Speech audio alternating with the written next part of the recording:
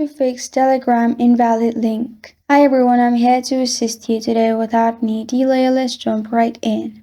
First, simply search for Telegram on your home screen and then hold on to the Telegram app. Then at the top, click on App Info. In here, click on Permissions, which is the second option. After you click on Permissions in here, make sure permission is allowed to all important options like files and media, camera, contacts, location, and microphone. Then at the top, click on Force Stop. Press on OK. After you've done that, go back from here and open Play Store. In Play Store, search for Telegram.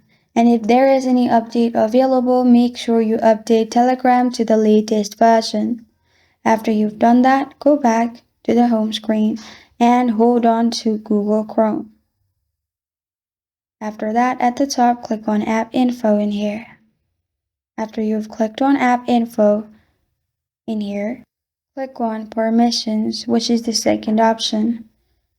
After that, make sure permission is allowed to all important options. Then go back and restart your device. After you restart your device, everything will be fixed.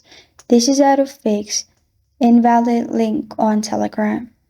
Thank you for joining me today. If this video helps you out, please leave a like and subscribe for more.